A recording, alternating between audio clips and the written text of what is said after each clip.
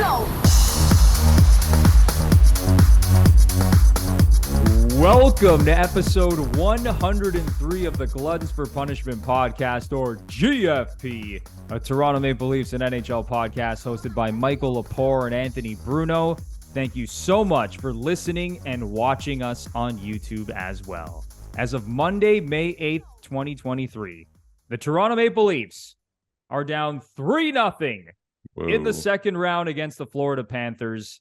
It is looking very, very bleak right now. The Leafs need a miracle. They need a miracle. And it's so frustrating and so disappointing because this series could easily be 2-1 Toronto or at worst 2-1 Florida. But of course, the Leafs find themselves down 3-0.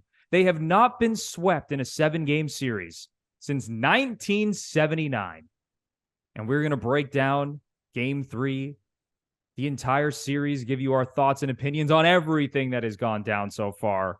We might even talk about what's going to happen if the Leafs lose this series. What do they do with the core four and some of the other pieces on the roster?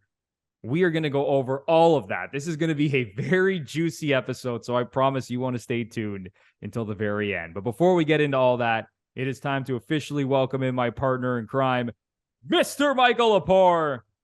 How you doing today, man? How am I doing today, Anthony Bruno? Well, if I'm being perfectly honest, as I always do, I slept like a baby last night, Anthony Bruno, because what keeps you up at night? Frustration or anger? I had a lot of that after Game 2, as I'm sure people saw from our previous recording.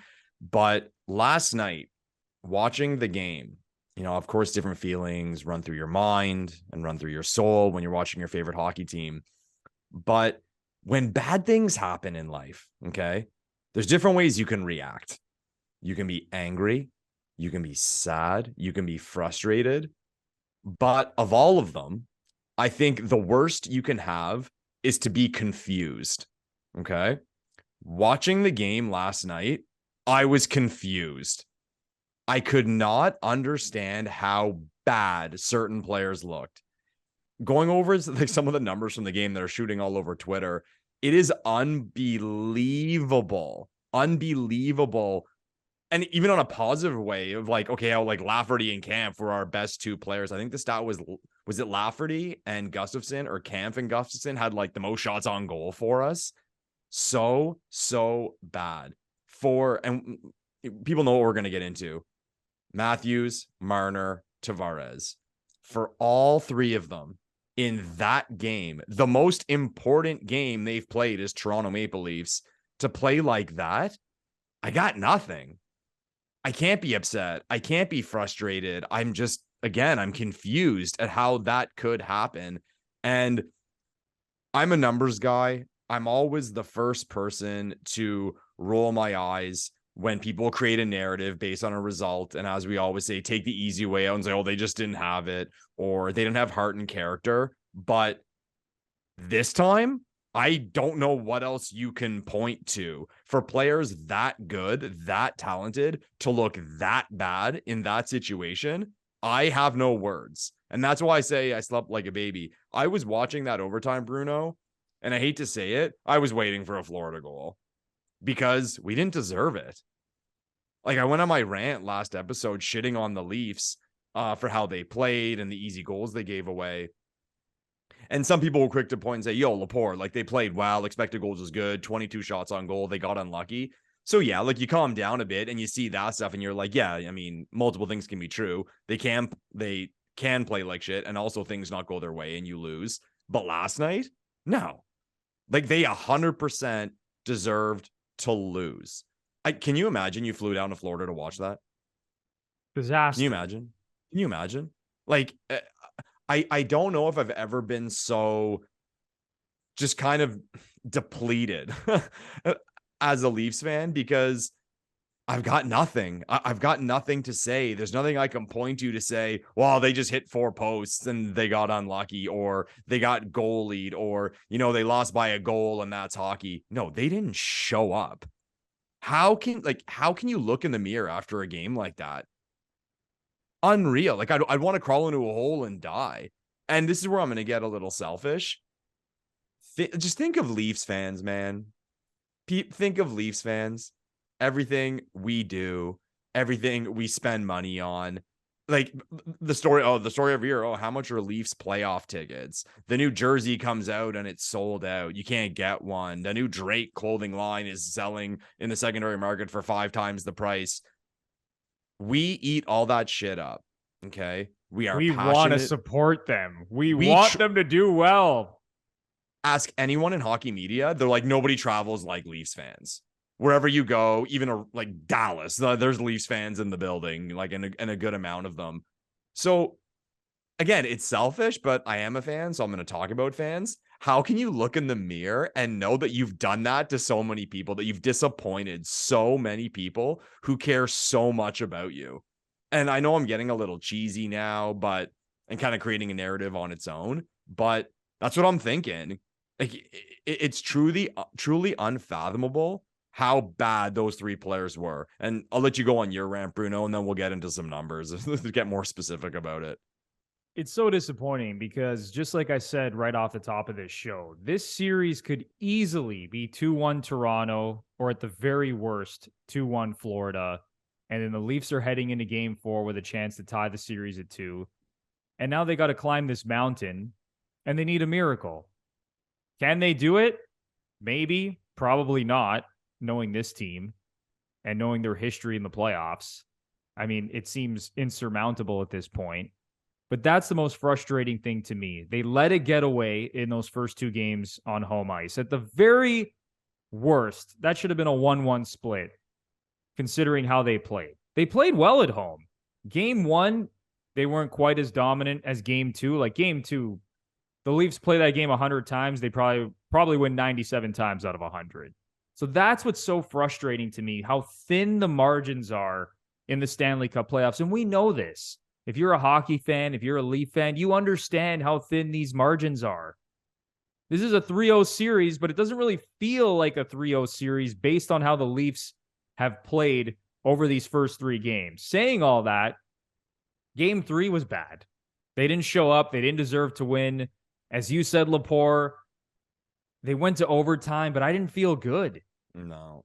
Based on how they were playing, they did not deserve to win that game. And then all those icings to start overtime, they looked discombobulated. They looked out of sync all night. The core 4 did not show up. Just to go over the stats quickly. Oh, no. 0 goals and 4 assists for the core 4 in the first 3 games of this series. Compare that to last series against Tampa. Oh, man. Auston Matthews, Mitch Marner, John Tavares, and William Nylander had 13 goals and 34 points in 6 games against the Lightning. So they go from slaying their demons, finally getting over the hump. The core 4 and Morgan Rielly. I don't want to not mention Morgan Rielly. They carry the team. They slay the dragon, who are the Tampa Bay Lightning. And then they come into the second round and this happens. They run into Sergei Bobrovsky, who, as I mentioned on the last show, had his best 2-game stretch as a member of the Florida Panthers. Since signing with the Florida Panthers, his best 2-game stretch statistically from a goals saved above expected standpoint were games 1 and 2 against the Leafs in the playoffs. Listen, the Leafs have had some bad luck. They were goalied to a certain extent in those first couple of games, but there's still no excuse that this team should be down 3-0 to a wild card team. But here's another thing I'll say, Lepore. All of these games against the Panthers this year have been razor thin. The Leafs and Panthers have now played 7 games this season. 5 of the 7 games have been 1-goal games. If you look at the score on aggregate, the Leafs are up 21-20 on the Panthers on aggregate this season. So it just goes to show every game these teams have played this season have been razor thin. And I laugh because people are like, oh, the regular season doesn't matter. That's all bullshit. Well, what happened in the regular season is happening again in the playoffs. They're all 1-goal games, but now it's just falling the way of the Florida Panthers. So again, I don't want to make excuses for this team. They clearly have not showed up in this series, the core 4 specifically. And now they have an insurmountable mountain to climb here. I don't know if they're going to get it done. I still think there's a sliver of hope that they could actually make this a series. Fuck, Bruno. It's brutal, man. It's brutal that they put themselves in this situation and they only have themselves to blame. The Stanley Cup playoffs are here, and so are your friends at MANSCAPED. They're making sure you're at your best when it matters most. Use the Lawnmower 4.0 to chop through your bush, just like Auston Matthews and Mitch Marner chop through defenders. You can have the smoothest balls in the league by going to manscaped.com and using our exclusive promo code GFP20 for 20% off and free shipping. Lepore, Manscaped never misses with their products. Nope. Just like the Toronto Maple Leafs in the first round, Manscaped never misses. Great products, everyone. So many different options. As soon as you're done watching this video, head over to manscaped.com, look at everything, throw some items in your cart, and don't you dare forget, use the promo code GFP20 for 20% off and free shipping. And if there's one item you want to keep that bush clean, it's this bad boy right here, the Lawnmower 4.0. Trust me when I tell you this will change your life. All right, fellas?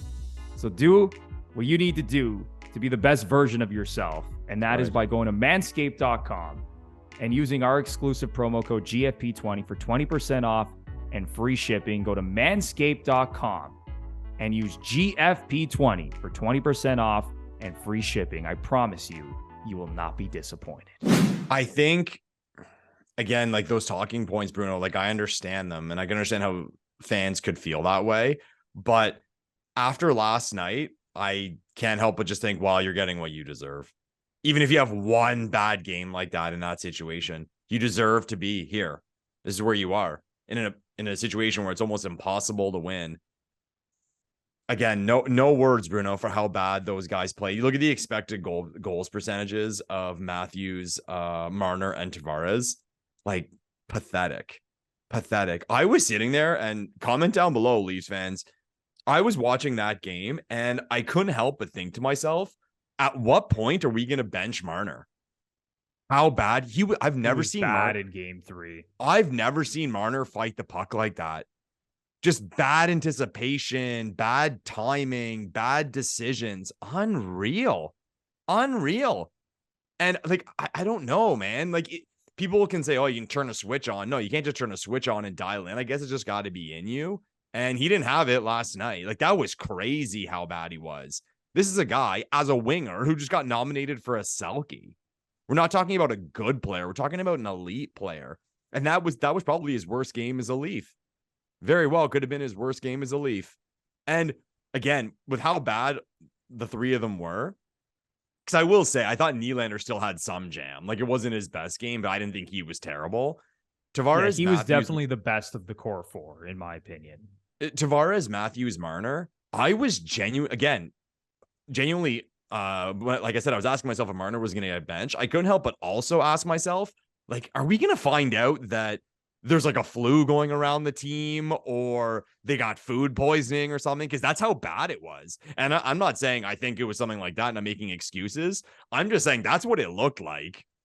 Like no energy, no speed, no intensity. How is it possible that in this game, with essentially your backs against the wall, do or die, fire off any cheesy line you want, you're that bad and you post that?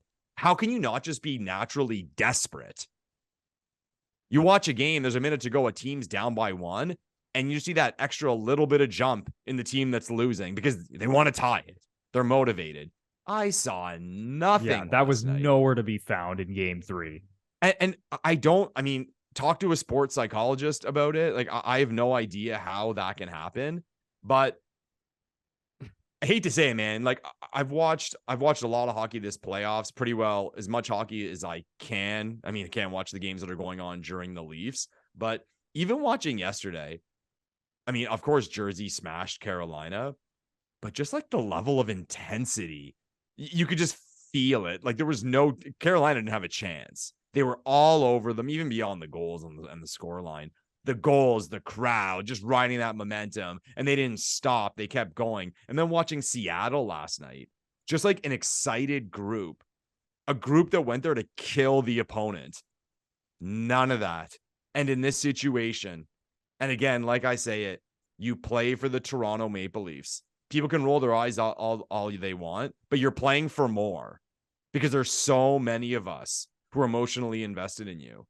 And to do that, I'm sure I'm just kind of going around in circles with my words because there's nothing really to say. Like I said, there's nothing to break down from this game of, again, oh, the goalie played amazing or this power play had we scored. No, they didn't deserve a thing. And I would be going on this exact rant had they won in overtime. 100%. 100%. My tune would change as to whether or not they can win the series, but I'd still be ripping those three hard. Because again, the only way to describe how I'm feeling right now is confused. That might have been the worst game Mitch Marner has played as a Leaf. I don't know if it was the worst game, but it was one of the worst games. And what was so frustrating to watch is that the Matthews and Marner line was just getting caved in. I'm looking at the shot attempts right now. Did you know that Mitch Marner finished dead last on the Leafs in shot attempt percentage at 5-on-5 in game 3? With Marner on the ice at 5-on-5, the Leafs were outshot 29-13 from a shot attempt perspective. So not actual shots, but shot attempts. With Matthews on the ice at 5-on-5, the shot attempts were 29-18 in favor of Florida. And then when you look at the expected goals, it was more of the same. Marner finished dead last in expected goals for percentage at 5-on-5. Like, how do you explain that? Your two best players in essentially a do or die situation, you can't go down 3-0. You just can't. On the road, with everything that this team has gone through in the Matthews and Marner era, dating back to 2016, 2017, everything that has plagued this team, all the jokes and the memes and, you know, the narrative that they can't get it done when all the chips are down, after they just did get it done when all the chips are down against Tampa, to now revert to what we have seen over the last number of years was the most disappointing thing of all. And they only have themselves to blame at this point. And you know what? I don't want to throw the entire core four under the bus because, as you said, I think Nylander's actually been pretty good in this series. Like, he has showed moments where he's trying to take over a game. Like, I think back to game 2, all those plays that he made in the third period, setting up Tavares, driving to the net, being the most explosive player on the ice for the Leafs, the most explosive player on the ice, period, for both teams. But William Nylander is not getting paid the same amount as Auston Matthews, Mitch Marner, and John Tavares.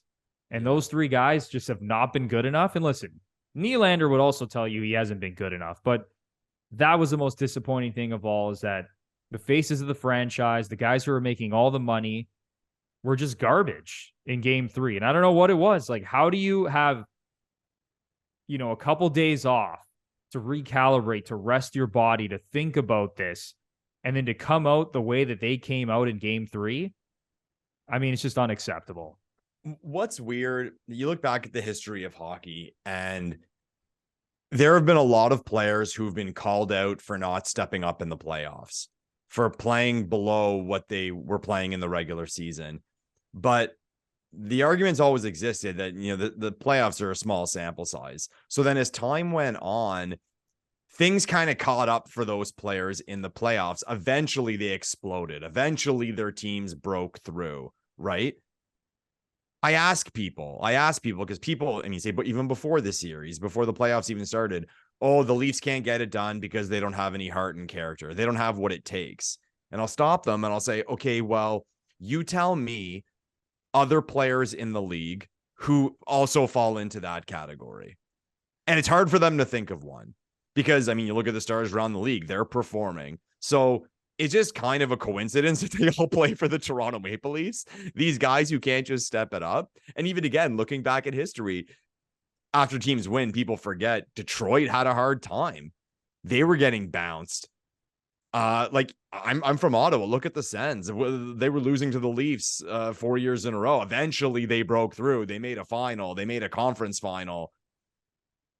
This goes against anything I've ever seen as a hockey fan, because like I said, eventually talent rose. Eventually, maybe if a player or players were overwhelmed by a certain moment, you put them in that moment again, or maybe a third time, they get it. They're mentally prepared for it.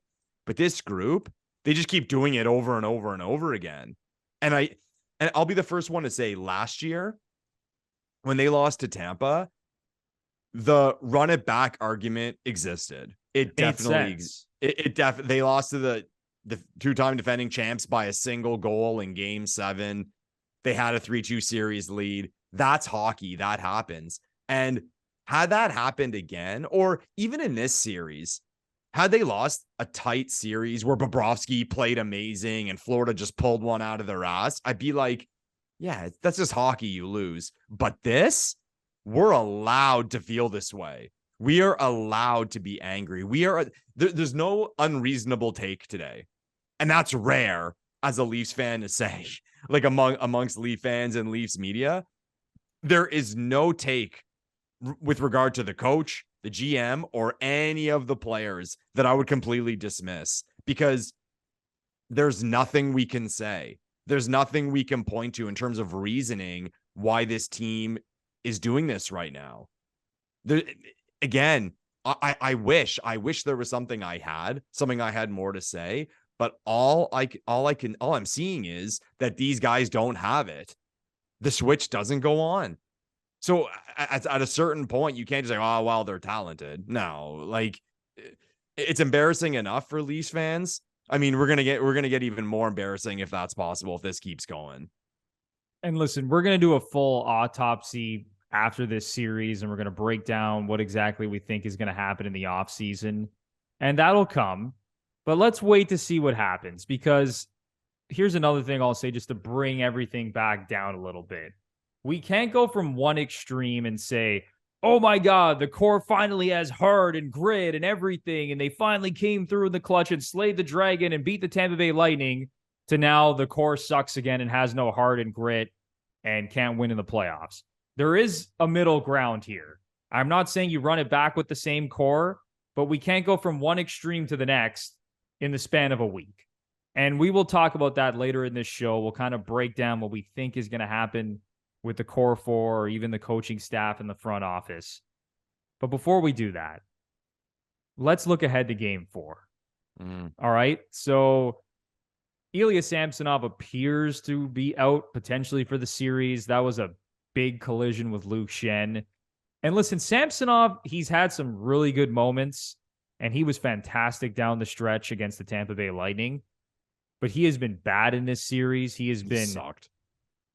Completely outplayed by Sergei Bobrovsky. Just looking at Samsonov's overall playoff numbers, like Lepore, if I told you this was the starting goalie's playoff numbers for your favorite team, would you think they had any chance of making a deep playoff run? Let me read this out to you. Samsonov, 4-4 with an .898 save percentage and a .313 goals against in 9 playoff games. If I told you that, would you think there's any chance this Leaf team could make a deep playoff run? No, of course not. It's impossible. He hasn't been good enough. So Joseph Woll, honestly, at this point is the least of my worries. He's been a monster all year, not only in the AHL, in the NHL. He was pretty good last night, getting put into almost an impossible situation, coming in cold out of nowhere in a must-win playoff game, and he made some big-time saves. So how are we feeling about game 4? Because I think the Leafs, honestly, I think they're going to win game 4. And I know people think I'm nuts. Here's Bruno again, the Leafs homer with his blue-colored glasses. Shut up for a second, okay? Shut up. I don't think the Leafs are going to get swept. This team hasn't been swept in a 7-game series since 1979. And now what's funny, Lepore, is that now the pressure's off. The core 4 is like, well, we're down 3-0. We didn't show up in game 3. Now watch them show up in game 4 and completely dominate this Panthers team. The most Leafs thing of all time, Lepore, would be Toronto dominating Florida in game 4, getting back into the series, winning game 5, maybe winning game 6, forcing a game 7, and then losing on home ice in game 7. Do you mean that though, Bruno? Like, let's step back for a second. No pressure. I still think there's pressure, because if they get swept, that is such a bad look. Can they show their faces in Toronto this summer? Man, that's if they why, get swept, it's the first round for a lot of the fan base. And listen, I know there's a lot of rational fans who take a step back and look at the big picture, but for 98% of the fan base, it's going to be right back to this team can't get it done when it matters most. And that first round is going to be completely wiped from memory for the majority of this fan base. It's going to mean fuck all for a lot of fans. In terms of game 4, I mean, do I have a prediction? No, because it's hockey and ridiculous things happen all the time. But what I don't want, and I'm being honest here, I don't want the Leafs to make it a series and it come down to something very, very small. I don't want this like marginal loss where it comes down to a call or I don't know, like something that the Leafs hit a post in an overtime, because I don't want the discussion this summer to be about that. Kind of like last year, there's a lot of chatter about the goal Tavares scored and how Hall got called for interference. Should that have been called? I do not want the Leafs to turn this around and make it a series. So then this summer, when the discussions are had amongst Leaf fans as to why they lost, they're pointing to something like that. No. I do not want people to forget how bad this team has been. No excuse. So if you're going to lose in 4. Lose in 4. Because again, I do not want talking on the what ifs. No. You were bad. You got what you deserved. You got your ass kicked, whether it was in game 4, 5, or 6 for that matter. It doesn't matter to me. I'm just saying I don't want the chirping to go around from the birds about how it was close. It wasn't close. Or, it's not even about being close. People always say, oh, this team deserved that. That team deserved that. You don't deserve anything. You get what you deserve. It's result based. Like I said in the last podcast, the goal is to have one more goal than the other team when the clock hits 0. That is all. So there's never been a team that's won the Stanley Cup. People have been like, oh, they didn't deserve it. Well, like the losing team. Did one of the teams that lost games deserve it? And what I'm getting at here is no one can say the Leafs deserved it.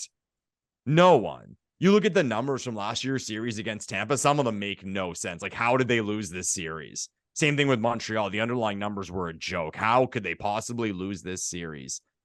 This one, again, like I said, you get what you deserve, but I at least understood the commentary in the previous series. This series, no. Again, there is none of that. I don't want to hear about numbers. I don't want to hear about a shot that hit the post and went in or hit the post and went wide. I don't want to hear about Wes McCauley and a call the Leafs got or did not get.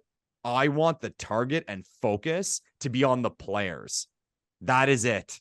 That is all I want to hear. I don't want anything else because they deserve what's coming to them unless they can miraculously turn this around. Yeah, please don't blame Wes McCauley or the refs in general. Please don't blame other factors. Blame the players. And, we're putting a lot of blame on the core 4, and deservedly so.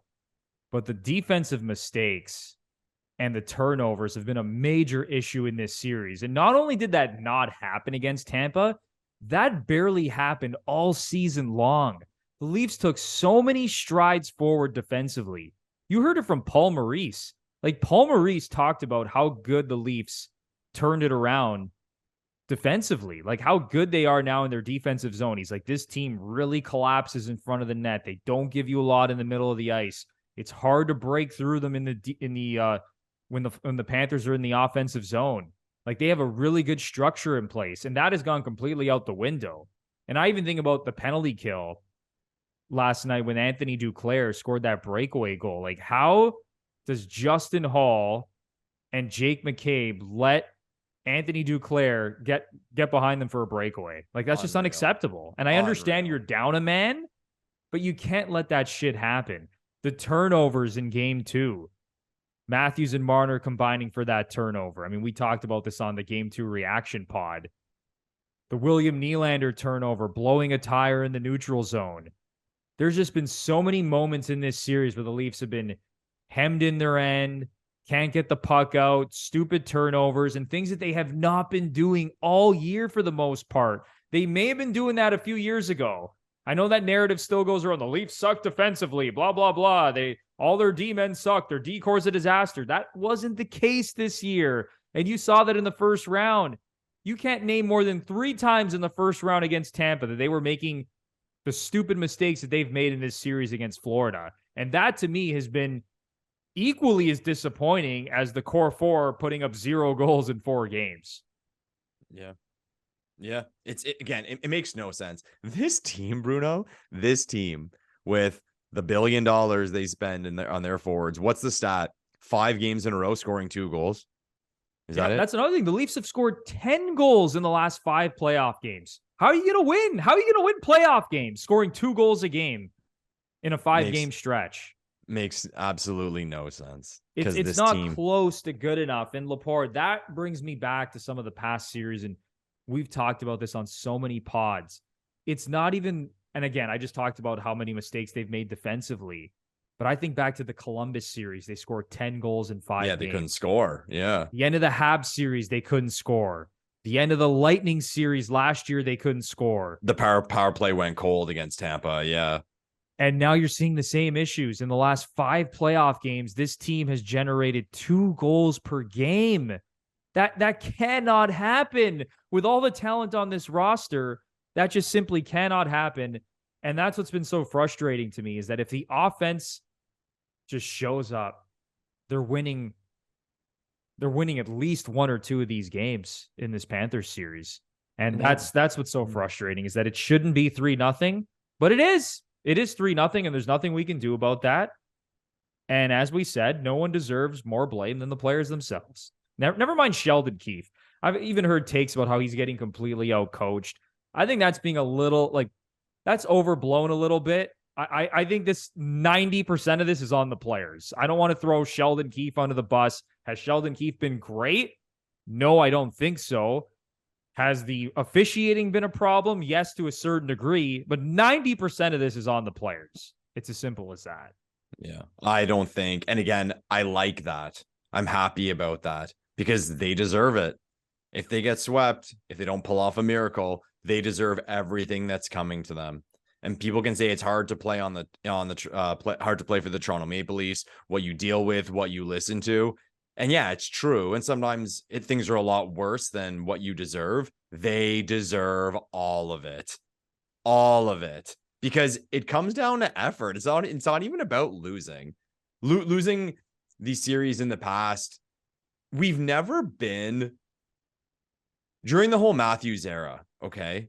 We've never, maybe we can point to the Capital series when they were all rookies, but we've never been able to sit back as Leafs fans and say, and it happens, it's sports. Sometimes you'll lose. Even in a loss, wow, man, they gave it their all and we're proud of them. We've never been able to do that. That hasn't happened since that Capital series in 2017. No, we've always been left disappointed. And people can say, oh, when you lose, you're disappointed. It's not even about losing.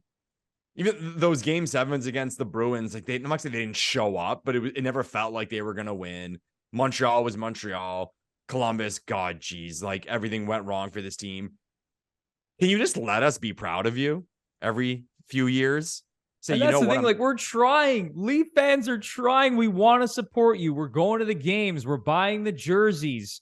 We're liking all your posts on Instagram and social media. Do something for the fan base. Show up when it matters most. And that's, like you said, has been the most frustrating thing to deal with as a Leaf fan during this tenure, during the Matthews and Marner era. Something that freaked me out. I saw Whitney from Spin Chicklets posted yesterday. He said, so it's been obviously everyone knows 19 years since the Leafs won a playoff series. So if it took another 19 years, think of this for a second, Bruno, it's 2042. How gross is that? How disgusting is that? I saw that tweet. I'm like, I've never puked from a tweet, but I may puke.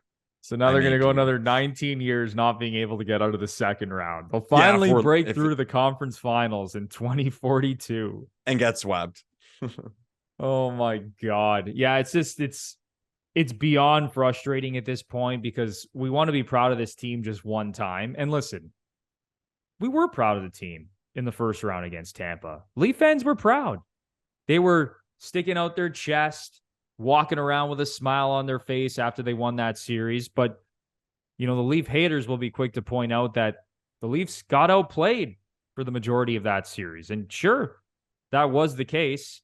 Tampa was the better team, I would say, for the majority of the series, whether that was 53-47, 52-48, 56-44, however you want to slice it up. And now they've gone the other way. They outplay Florida in the first 2 games and lose, and then lay an egg in game 3, and now all of a sudden it's 3-0.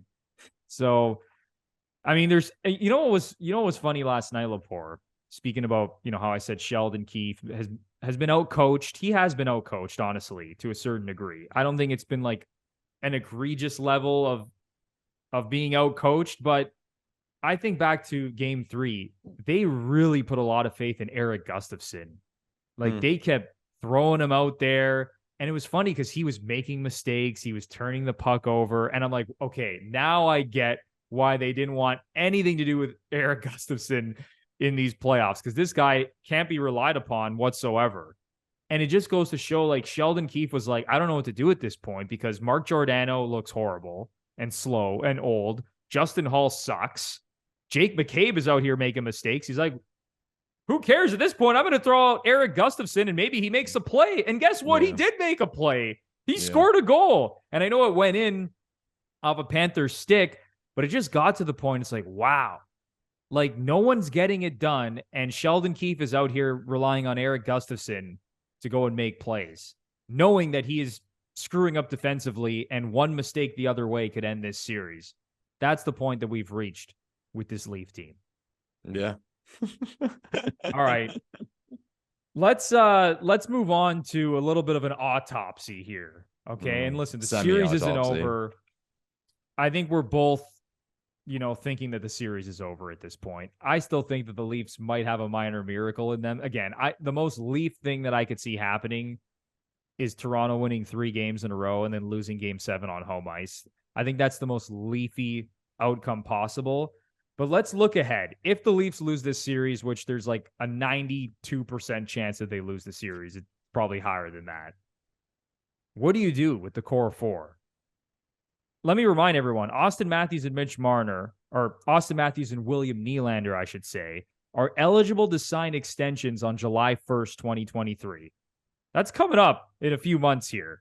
Mm-hmm. All right. Mitch Marner and John Tavares have an extra year on their contracts, 1 more year than Matthews and Nylander have. But if they get swept, if they lose in 5, if they lose in 6 or 7, whatever, you cannot run it back with the same core. So what's the play here? And again, we will really dig into this in the offseason, but what is the play here? Like, what do you do with this core 4 at this point? I think if there was ever time for they've already had one. So if there was another time for a Leafs reality show, I'd want it to be over this summer if this team loses this series. Absolutely. I think of the Matthews discussion. Okay. So again, like you said, eligible to sign on July 1st. If I'm Dubas and Pridham, Wickenheiser, Spezza, Shanny in that room, whoever else is in there, Auston Matthews walks in with his agent. Austin, what are you looking for? Throws out a number. If he asks to be the highest paid player in the league, I will roll my eyes and say, there's the door, Austin. Yeah, no chance at this point. How things have changed. And I said a while back about apathy for Leafs fans, where people question, is that possible? Leafs fans, there's just so many of them and they're so crazy and so passionate. I'll ask you, Bruno, okay? And try your best to answer this question honestly. This team gets swept, okay? They put up another dud in game 4. Even if they do lose in 5 or 6 or whatever, this team just loses the series. We wake up on July 1 and we find out that Auston Matthews has signed an 8-year extension at, I'll call it a reasonable price, like not 15 million, like 12 million. Say between 12, but somewhere between 12 and 13 million. Okay. Are we even excited? No, I don't think we're overly excited at all. I'd be kind of like, okay. Like, whatever. He's coming back. He's a great player. He's been a fantastic goal scorer since the second he walked into the league. But what I look at, Lepore, is what McDavid and Draisaitl are doing, specifically Draisaitl. Such a slap in the face, eh? Such a slap in the... You know what, Oilers fans, Leafs and Oilers fans, for some reason, I mean, maybe it's the whole Matthews versus McDavid thing, I call it, but it's not a thing. I find sometimes we're at each other's throats. And it's not like, Montreal, Toronto, Ottawa, Toronto, where like the geography is close, or like, Calgary, Edmonton. So I always kind of wondered why it's like that. But give it to us, Oilers fans.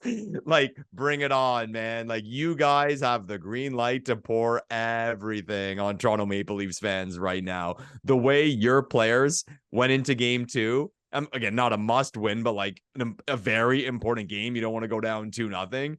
And Draisaitl just becomes the man of all men. McDavid scores that beautiful shorthanded goal. Look what other fan bases are allowed to point to. And we are the exact opposite.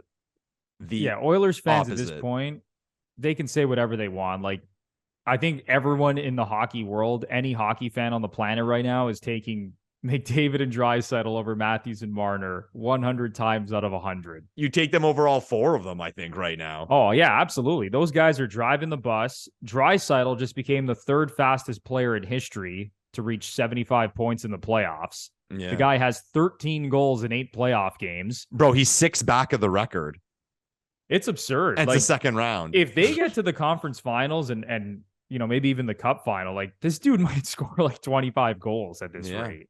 Yeah. It's insane. So when you look at what those guys are doing, it just makes the situation even worse. And again, We're not saying that we expect Matthews and Marner to put up McDavid numbers. Now, listen, maybe the Draisaitl conversation at one point was closer with Matthews and Draisaitl and Marner and Draisaitl, but Draisaitl is just like, he's taken off in his Ferrari and he is not looking back at this point based on what that guy has done in the playoffs. So it's tough. And yeah, Lepore, like, I don't think any Leaf fan would be overly excited if Matthews signs an 8-year extension. Now, if he doesn't sign, then you have to look at trading him. 100%. Because if he does not sign that extension, that would indicate to me, probably to the front office and everyone in that organization, that he doesn't want to be here. And then you're going to have to look at trading him. And it could be potentially the same thing with William Nylander. And listen, be very careful what you wish for, Leaf fans, because who has been the one guy that's been able to take over games, has looked the most explosive, plays to his value, who has arguably been the Leafs' best player in this series among the forwards? That's been William Nylander. So be very careful what you wish for, because you lose that guy, 40 goals. He's more explosive than Matthews and Marner. Now, I'm not saying he's as good as them, but in terms of like, when you got to beat that neutral zone trap and you need that speedster who can carry the puck in with confidence and make plays, you need guys like that in the playoffs. So be very careful what you wish for with William Nylander, because he could become the scapegoat for this whole thing. And quite frankly, I don't think he deserves it. You think? I mean, I kind of thought we were done with that. I mean, there's always a Nylander debate. I kind of think that's gone by the wayside.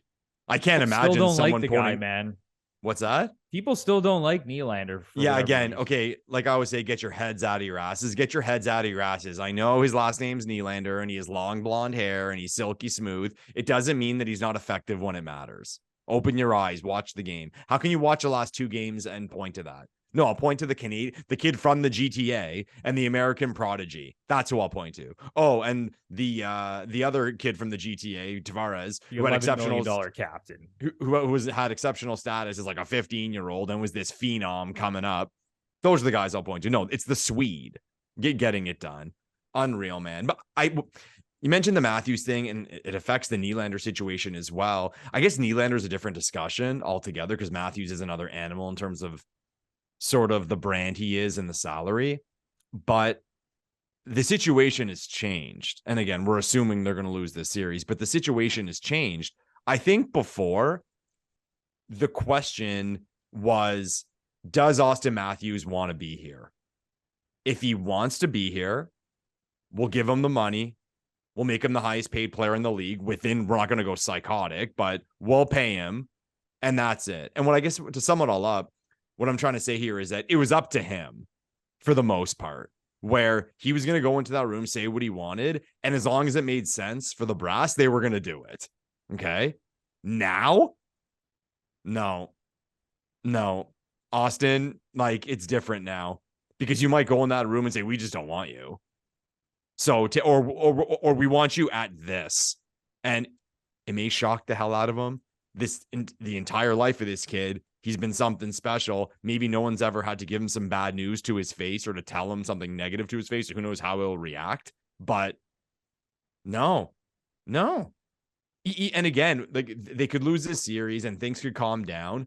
But even if someone said 13 million right now, that's pushing it, man. That's pushing. Jesus. And again, and that's the thing about these expectations.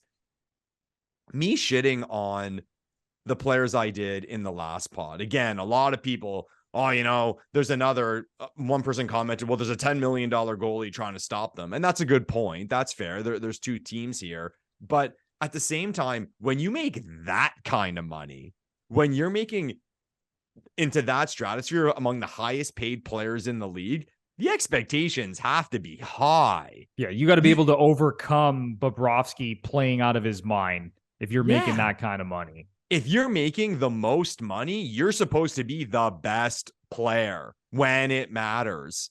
So how can, and I know the Draisaitl situation is different with when he signed and what he was when he signed, but how can you, like, again, I'm picturing this meeting. How could Matthews be like, yeah, like I want 15 million. Draisaitl makes 8.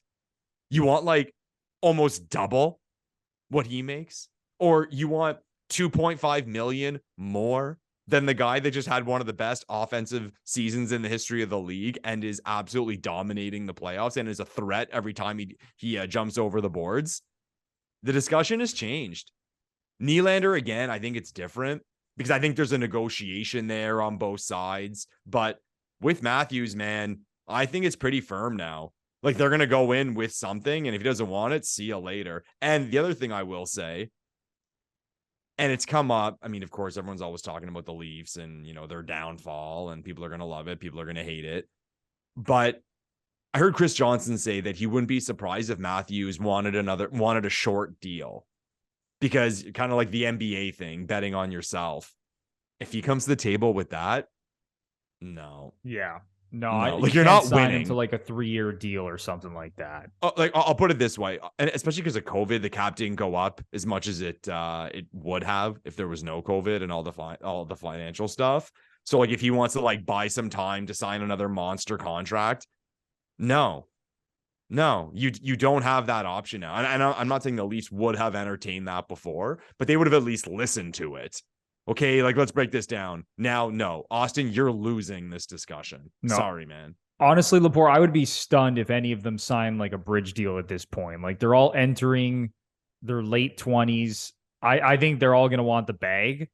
And again, like while Leon Draisaitl is just adding to his bankroll with every passing game, Mitch Marner and Auston Matthews, I mean, you're chopping off hundreds of thousands of dollars every game, millions of dollars for that matter, based on how they've been playing in this series.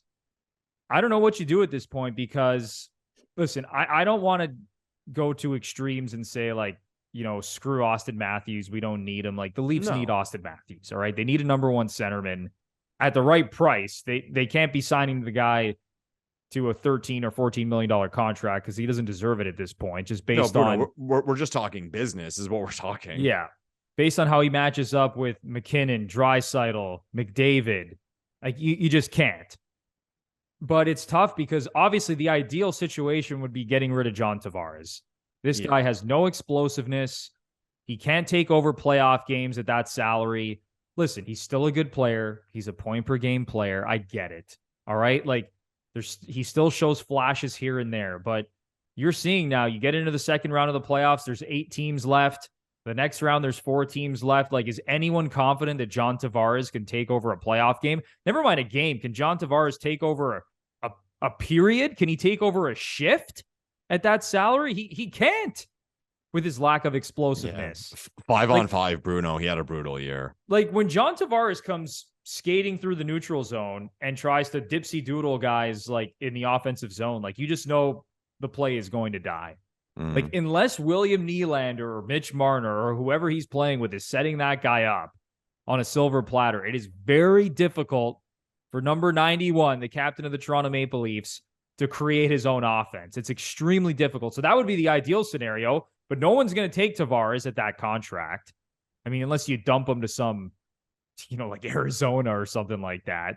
So that would be the ideal scenario, is that you get rid of John Tavares and his $11 million salary, but he's got a no movement clause. It's not realistic. Yeah. So now you're in a position, it's like, oh my God, you got to trade one of Matthews, Marner, or Nylander, and you're going to lose any trade involving those guys. It's tough. One of my friends actually said, maybe the play is you just wait it out with Tavares, wait for his contract to expire in a couple of years, and then you kind of reevaluate after that. And I've thought about what that. you want to do. I've thought about that. Like, that's kind of like the end point. Like, we laugh at ourselves every year of like, when do we make major changes? Kind of see that as the end point of what's happening with Tavares. That contract's up. And again, it starts with Matthews and Nylander. We'll see where it goes, but no one has answers right now. Yeah. Nobody. It's to me, I have zero predictions. Zero. Because there's so many curveballs being thrown. There's so many different situations that may occur. If someone asked me what this lineup's going to look like in 2 years, I'd be like, Jesus, I have no clue at all. Zero clue. Joseph Wall will be in nets. Yeah, I think that's all we can be confident in at this point, is that Joseph Wall is going to be here, and probably Morgan Riley. Yeah, maybe Liljegren. Like, who knows at this point? But yeah, like, let's wait for the series to end. All right, before we do a full autopsy, before we reevaluate everything that we've seen, I don't even want to get into Kyle Dubas and Brendan Shanahan and Sheldon Keefe. Let's wait. Let's wait it out, see how the series plays out. So, Lepore, it's that point of the show. I have all right. Question. Is there anything else you want to get off your chest before we wrap up this podcast? Why did we pick this team, Bruno? That's what I want to get off my chest. It's actually impossible. It's impossible to be a Leafs fan. And, sports franchises like the Cubs, before they won a World Series, they kind of have like a badge of honor. The Browns fans, it's a badge of honor that you still support your team. The Leafs, man, like, I'd rather just be shit. It's easier that way. There's no debate. There's no discussions. There's no drama. No. The Leafs are A+ entertainment all the time. And especially for the people who hate them and want them to lose. It's just, I feel gross right now, man. Like, last night was devastating as a fan. It was truly like, this is what, like, we're just looking at what we have, and this is what it is. So like I said, it was black and white to me. And that's what makes it so gross, is that there's no discussion. But at the same time, this franchise, like, let's step back here, and we're trying to wrap it up. Okay. We're trying to wrap it up. So here's this franchise. Okay. Sheriff Shanny comes in. He's going to be the president of the Toronto Maple Leafs. Everyone loves Brendan Shanahan. I mean, a lot of it's PR, but hey, great. Brendan Shanahan, he's the president. Okay. He goes out and gets the Stanley Cup winning coach. Okay. Who in his spare time wins Olympic gold medals. Mike Babcock. Okay. They draft William Nylander, the son of a former NHL player from Sweden. Okay. They draft the best player in the CHL, the GTA boy, Mitch Marner. Okay. They draft the American prodigy, Auston Matthews. Okay. So you list all these things. Things are going pretty well, Bruno. Things are going pretty well. Okay. Then, as things are coming together, they sign the biggest free agent in the history of the league to a $77 million contract. The guy who wants to come home, the first time a guy wanted to come to Toronto, a name that big. Okay. And they've won one round. How is that possible? Oh, I'm also forgetting that this young guru GM was brought in, who apparently is better analytically than any executive in history of the sport. So all this excitement, oh, we're different and we're special and we're smarter. Where's it gotten us? And that's what I point to. I talk about, like, being a Leaf fan. Even when, like, you look at all that, okay? You look at all that. I'm not saying, okay, it guarantees you a cup or it guarantees you even a final, but almost, how could it go wrong? Like, how could you not at least have, like, a conference final appearance or something? Like, how could it go this poorly over the last 7 years? And again, I'll say it, Bruno. People talk about, oh, this team, how they're built and how they put it together, luck or whatever. The Leafs have had a lot of luck. Morgan Rielly should have went first overall in that draft. Okay. Nylander fell to us. I thought, what was it, 8th overall? He fell overall. To us. Everybody forgets the debate at 3rd overall for the McDavid draft was Strome or Marner. Everyone knew it was going to be McDavid, then Eichel, and then the debate was Strome or Marner. And the Coyotes picked Strome. So we got Marner. More luck for the Leafs in that draft. More luck. Then they win the draft lottery. And look at this. Look where we are. Like, this is a Leaf fan. It's everything could go right. And I'll never forget, people look it up. It's weird to think now. I was in Chapters. Okay. I was probably going to Starbucks, getting a coffee, and you walk past the magazines, like who buys magazines now, right? You just kind of glance at the covers. And the Hockey News does their issue every year of teams' prospects, and they make like the best under 24 team, I think is what they do, when they rank all the teams. On the cover of the Hockey News was Matthews, Marner, Nylander, and I know they are trying to sell magazines, but to think that this could even be a discussion, the headline was on the cover in front of the 3 players, plan the parade. For the Leafs, Jesus. For the Leafs, it's not a matter of when, it's a matter of how many. That was the title. This team's going to win multiple Stanley. That was a discussion based on all the momentum they had. I think they ranked, if I'm not mistaken, in that top 50 prospect thing, they had Marner was 2nd, Nylander was 3rd. Like, they had 2 of the top 3 prospects in all of hockey, and then they got 1st overall. And look where we are here. Just everything, man. Just pour it on us. And I know I'm giving people just more material to poke fun at Leafs fans, but I've kind of accepted it now. I'm just agreeing with people now. Oh, you guys know are what, Lepore? Yeah, we're losers. We're losers, Bruno. The beauty of Leaf fans is that we know how to make fun of ourselves. That's why I laugh at all the Leafs haters, and they chirp us, and they think that Leaf fans are so entitled and this and that. Leaf fans have been enduring this punishment for a long time. All right? Me and Lepore aren't that old. And listen, if you're under the age of 20, I'm sorry. I love you, and you're probably just as big of a Leaf fan as we are, but you have not endured the same level of pain that we have. Thanks for and watching. Even the generation before us, my dad's generation and uncles and even older cousins of mine, people who went through Harold Ballard years, people who have been through the real shit. This has been going on for a long time, and we understand pain. I mean, pain is just what we endure year after year as Leaf fans. So we'll see what happens. All right. The series is most likely over, but like I said, knowing the Leafs, they're going to win 3 straight and then lose in Game 7 on home ice and get blown out 5-1. So sure, we'll see how this plays out. Let us know in the comments down below how you think the rest of this series is going to play out. Are the Leafs going to get swept, or are they going to show that they have even an ounce of spine left? Does this core have even the smallest backbone left to get back into this series? We will see. And that is going to start potentially on Wednesday night in Game 4. Or that could be the last game that we see of this iteration of this hockey team. It's there's a lot. There's going to be a lot to deal with if the Leafs get swept. But we'll see how it plays out. That is going to do it for episode 103 of the Gluttons For Punishment Podcast, or GFP, a Toronto Maple Leafs and NHL podcast hosted by Michael Lepore and Anthony Bruno.